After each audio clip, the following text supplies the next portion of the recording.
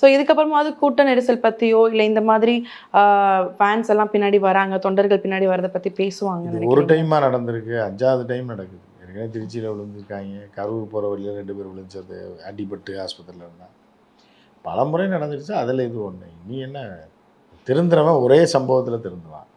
40 பேர் செத்ததுக்கே திருந்தாதவன் வந்து இனி எங்கே போய் திருந்த போகிறான்றது தான் இப்போ. ஸோ இதுக்கப்புறம் பிரச்சாரங்களில் கூட்ட நெரிசல் பற்றி பேசுறதுக்கு வாய்ப்பு இருக்கா சார்? இதுக்கப்புறம் இதுமேல் வேணும் அதில் தெரிஞ்சால் தானே பேசுகிறேன். எழுதி கொடுக்குற பிட்டு பேப்பரை வச்சு வாசிட்டு போகிறேன். அதில் எழுதி கொடுத்தா பேசுவாப்புல. யாராவது எழுதி கொடுக்குறோம், எழுதி கொடுத்தா பேசுவோம்.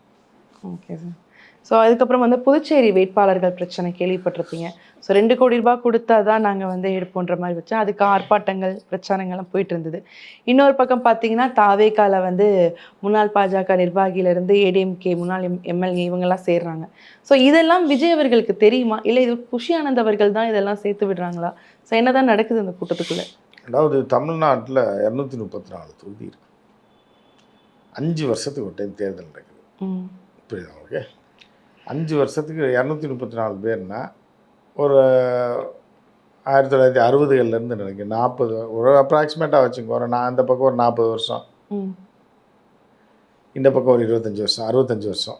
சரி 50கள்னே வச்சுங்க. 75 வயசுக்கு மேலே 50 கூட வேணாம், 60கள் வச்சுங்க. ஏன்னா பழைய ஆளெலாம் செத்து போயிருப்பாங்க.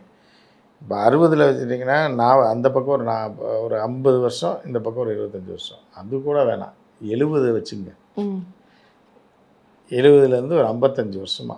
அப்போ 20 வயசில் ஒருத்தர் இருந்தாருன்னா அவருக்கு இப்போ 75 வயசு ஆகும். அப்போ ஒரு 50 வருஷம் தேர்தல். 50 வருஷம்னா ஒரு வருஷம், ஒரு 5 வருஷத்துக்கு வந்து 234 பேர், 250 ரவுண்டாக வச்சுங்க ஒரு கணக்குக்கு. அப்போ 10 வருஷத்துக்கு 500 பேர், 50 வருஷத்துக்கு எவ்வளவு? 5000 எக்ஸ்எம்எல்ஏ தமிழ்நாட்டில் இதுவரை. நான் ஒரு குருட்டு கணக்காக சொல்கிறேன். 5000 பேரில்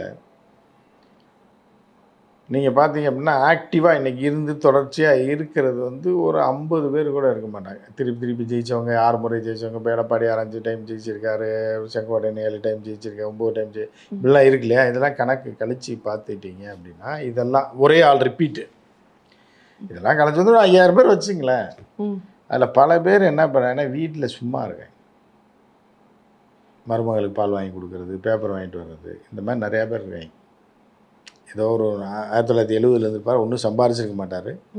பையன் படித்து கிடிச்சு வீட்டில். இப்போ எனக்கு தெரிஞ்ச ஒரு எம்எல்ஏலாம் இருக்கார். அவர் பையன் ஐடியில் ஒர்க் பண்ணுறார். பொண்ணு வந்து இப்போ மருமக டாக்டர். வீட்டில் இருந்துக்கிட்டு வீட்டு வேலை பார்த்துட்டு இருக்கார். இங்கேயா போனால் வந்தால் தான் அவரை கூப்பிட்டு போவாங்க, முக்கியமாக போனால். அதுக்கப்புறம் பிள்ளைங்களை ஸ்கூலில் விட்டு வர்றது. அவர் வந்து எப்போனா 30 வருஷத்துக்கு முன்னாடி எம்எல்ஏ இருந்தார். இருக்கார், என்ன இருக்கார், சென்னையில் ஓஎம்ஆரில் தான் வீடு இருக்குது.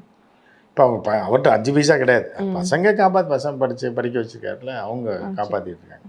ஸோ இப்படிப்பட்ட முன்னாள் எம்எல்ஏக்கள் ஏகப்பட்ட பேர் இருக்காங்க.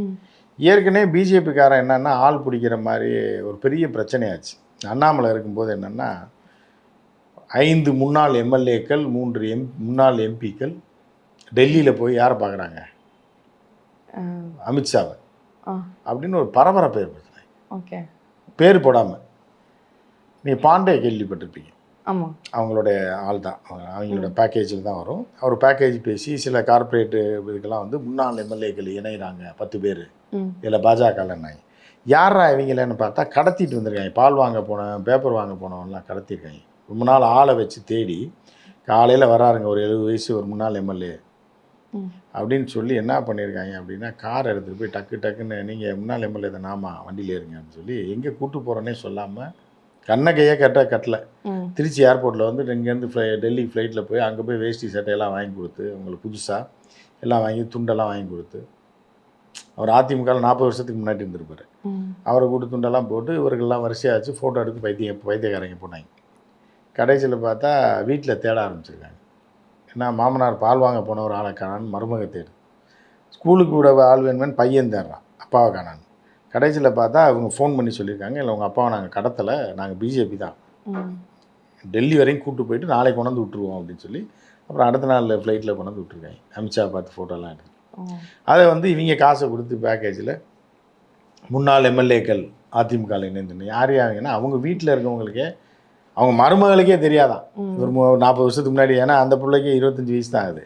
அதுக்கு எப்படி இவர் 40 வருஷத்துக்கு முன்னாடி எம்எல்ஏவாக இருந்தது அதுக்கு தெரியாது. தெரிஞ்சிருக்கு. அந்த பேப்பரை பார்த்து தான் தெரிஞ்சிருக்கு. இது இப்படி ஆள்லாம் கடத்தி கொண்டு போயேன், இது பிஜேபி ஸ்டைல் இது. ஸோ அந்த மாதிரி புஷி ஆனந்தும் வந்து இந்த மாதிரி ஏகப்பட்ட எம்எல்ஏக்கள் இருக்காங்க, எக்ஸ்எம்எல்ஏக்கள் கஷ்டப்பட்டுக்கிட்டு ஒன்றுமே காசு வாங்காமல் அந்த காலத்தில் 50,000 1,00,000 வாங்கியிருந்த காசெல்லாம் நீ கரைஞ்சி போயிடும். அப்படிப்பட்ட பாவப்பட்ட ஜீவன்களை கொண்டு வந்து சேர்த்துட்டு விஜய் மேலே ஆர்வமாக அவர் வந்து சேர்ந்துட்டார். இதுதான் உண்மை நிலவரம். அதனால் அதில் காசு வச்சுட்டு சில பேர் வட்டி வாசி விட்டுட்டு பெரிய ஆளாக இருப்பாங்க. அவர்களை கூப்பிட்டு முன்னாள் எம்எல்ஏக்கள் அதிமுகலேருந்து வந்தார், அவருக்கு சீட்டு கொடுக்குறாரு விஜய். அந்த மாதிரி புஷி ஆனந்த், ஏன்னா அவர் கொஞ்சம் இதெல்லாம் இருக்குது, ரெசார்ட் கட்டிகிட்டு இருக்காரு, பணப்பற்றாக்குறை இருக்கு அவர். அந்த இதில் இதெல்லாம் பாண்டிச்சேரியில் பெரிய ரெசார்ட் கட்டியிருக்காரு, 20 கோடியோ 30 கோடியோ. அது பணம் பத்தலைனால இந்த எலெக்ஷனோட செட்டில் ஆகணுன்றதுக்காக எல்லாத்தையும் பிடிச்சி கொடுக்குற அளவுக்கு 50 லட்சம் கொடுத்தானா கூட சீட்டை வாங்கி கொடுத்துட்டோம். அப்படி ஒரு தனி ட்ராக்கில் அவர் ஓடிக்கிட்டு இருக்காரு. ஏன்னா விஜயை நம்பினா குடும்பமே நாசம், விஜயை நம்பின பொண்டாட்டி நாசம், விஜயை நம்பின பிள்ளைங்க நாசம், அவங்க வாழ்க்கை நாசமாச்சு. விஜயை நம்பின தாய் தகப்பை பெற்ற தாய் தகப்பனா அனாதாசிரமத்தை சேர்த்து விட்டாப்புல. அப்போ விஜயை நம்பி வாழ்ந்துகிட்டு இருக்க ஒரே ஆள் இந்த உலகத்தில் திரிஷா தவிர யாருமே கிடையாது. ஸோ அப்படி இருக்கும்போது புஷி ஆனந்த் போய் விஜயை நம்புவாப்புல. அதனால் அவர் தனியாக ரெசார்ட் கட்டிக்கிட்டு அதுக்கு ஆளை ரெடி பண்ணி காசு வாங்கிட்டு. ஓகே. ஸோ அப்போ இந்த லிஸ்ட் எல்லாமே விஜய் அவர்களுக்கு தெரியாதுன்னு சொல்ல வரீங்களா? இல்லை, தெரிஞ்சு தெரியும். அதாவது சில நேரத்தில் என்னன்னா, இந்த சில படத்துல எல்லாம் பார்ப்பேன், இந்த தூங்காதை தம்பி தூங்காதைன்னு ஒரு படம், பழைய படம். அது நீங்கள் கேடிவியில் பார்த்துருக்கலாம், இல்லை பார்க்காம இருக்கலாம். கமலஹாசனோட படம். அதில் வந்து 2 கமல் இருப்பாங்க. ஒரு கமல் அமெரிக்காவிலேருந்து வருவாங்க, இன்னொரு கமல் லோக்கலில் இருப்பாங்க.